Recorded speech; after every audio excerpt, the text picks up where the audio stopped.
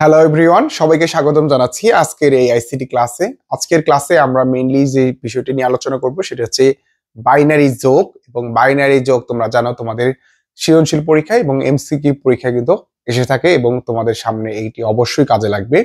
তো আজকে আমরা বাইনারি যোগের নিয়ম সহ বাইনারি যোগ করে দেখাবো। আশা করি বাইনারি যোগে তোমাদের কোনো সমস্যা থাকবে না। চলো আমরা শুরু করি। তো বাইনারি যোগের ক্ষেত্রে তোমাদেরকে যে বিষয়টি মাথায় রাখতে হবে, বাইনারি যে নিয়মগুলো আছে এই নিয়মগুলো ব্যবহার করে কিন্তু তোমরা বাইনারি যোগটা খুব সহজে করে ফেলতে পারো। তো আসো আমরা এখানে নিয়মটা একটু দেখবো কি কি দেওয়া আছে। এখানে দেখো বাইনারি যোগের যে নিয়মগুলো দেওয়া রয়েছে, আমি সেইগুলো তোমাদেরকে একবার বুঝিয়ে তারপর হচ্ছে আমরা বাইনারি যোগের দিকে ফোকাস করব। দেখো, জিরোর সাথে জিরো যদি যোগ করি তাহলে নর্মালি আমরা জানি জিরো হয়।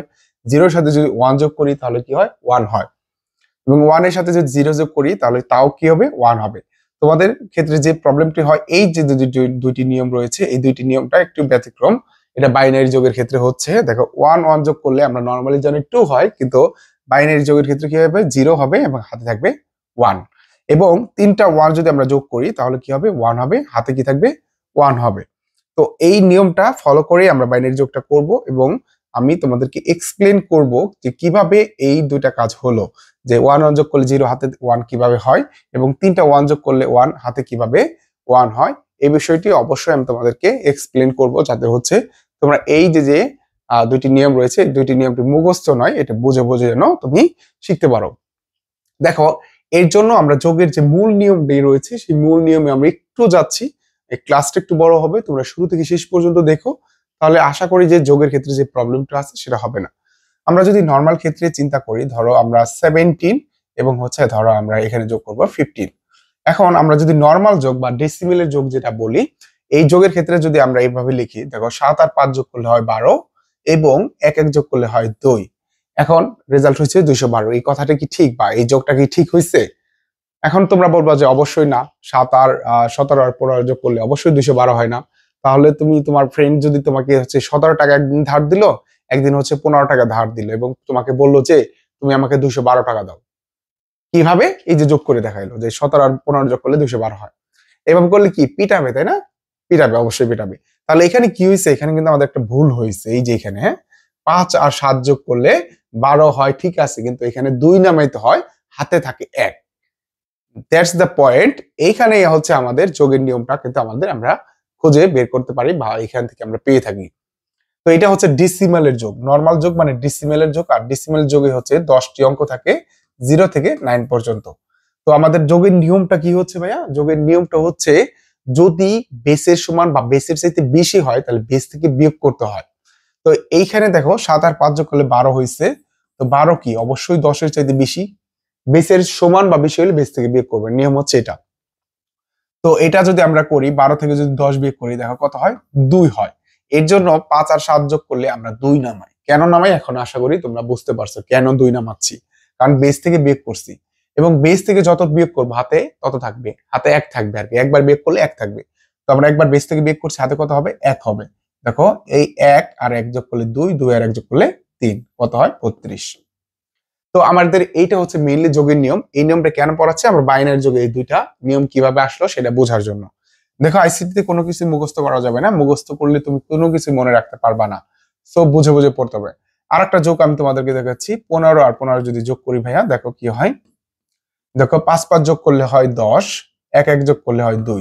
তাই 15 15 যোগ করলে হওয়ার কথা 30, কিন্তু আমরা যোগফল নামাই ফেলছি কত? 210। তাহলে কি হবে বলো? অবশ্যই হবে না। ভুলটা কোথায় হয়েছে?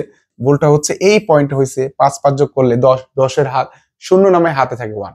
এই যে আমাদের হাতের যে বিষয়টা আসছে সেটা বুঝতে পারলে আমরা সবগুলা যোগই বুঝে যাব।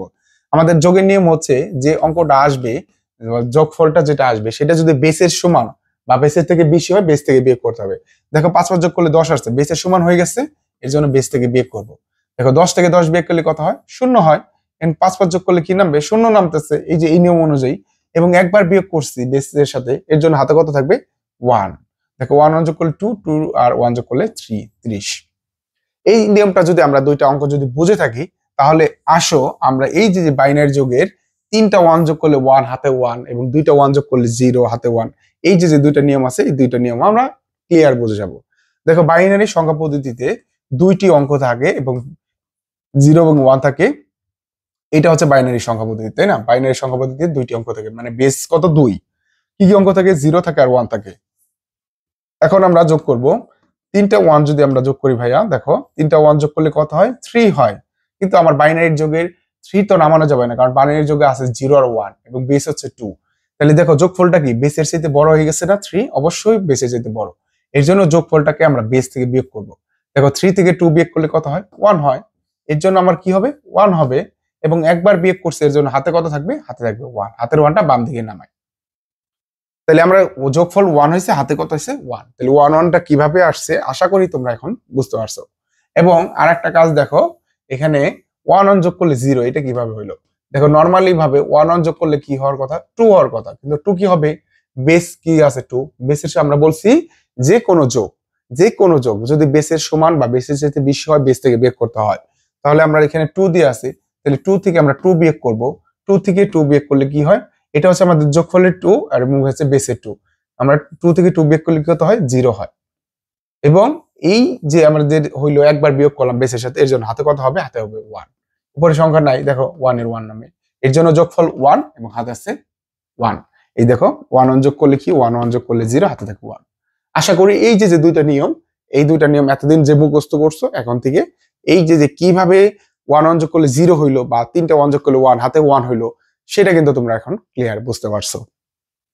আসো আমরা এর পরে যাচ্ছি। আমরা মেইনলি এই যে নিয়মগুলো বুঝলাম, এখন আসো আমরা নিয়ম ধরে ধরেই এই যে নিয়মগুলো ধরলাম, এই দুইটা কিন্তু আমাদের এখন বুঝতে সুবিধা হবে, ঠিক আছে? আমরা এই নিয়ম দিয়ে বাইনারি যোগটা করব। আমি একটা বাইনারি যোগ করে তোমাদেরকে বুঝাই দিচ্ছি। 1 0 1 1 দশমিক দিয়ে একবারে করাই দিই, যাতে হচ্ছে যে কোনো যোগ আসলে তোমরা যেন করতে পারো। 3টা 1 0 1 0 1, ওকে। এই যে দুইটা পয়েন্ট দিয়ে করলাম, যাতে হচ্ছে দশমিকের যোগগুলো আসলে যেন সহজেই করতে পারো। এখন আসো আমরা যোগ করব। 1 1 যোগ করলে কি হয়? 1 1 যোগ করলে হবে 0। এই যে দেখো আমরা এই নিয়মটা ফলো করছি। 1 1 যোগ করলে 0, হাতে থাকে 1।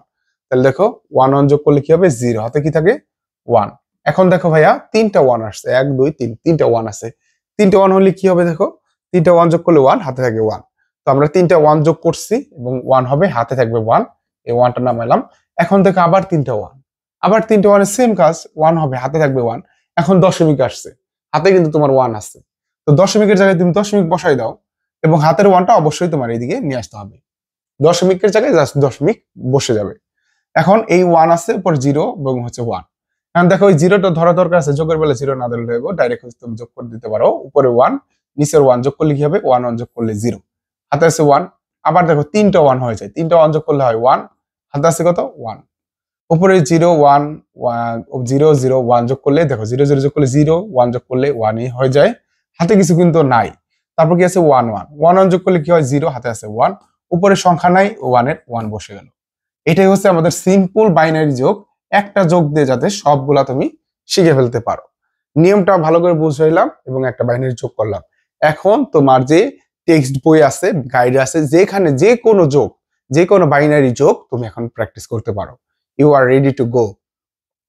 তো বাইনারি যোগটা এভাবেই সহজভাবে আমি আশা করি শিখতে পারছো। তোমরা যারা চাচ্ছ আমাদের পেইড অনলাইন বা অফলাইন ব্যাচে জয়েন করবে, তারা ইনবক্সে অথবা ফোন নাম্বারে আমার সাথে যোগাযোগ করে তোমরা কিন্তু অফলাইন এবং অনলাইনে আমাদের সাথে কোর্স করতে পারো। তো দেখা হচ্ছে নেক্সট ক্লাসে। সবাই ভালো থাকবে, সুস্থ থাকবে। আল্লাহ হাফেজ।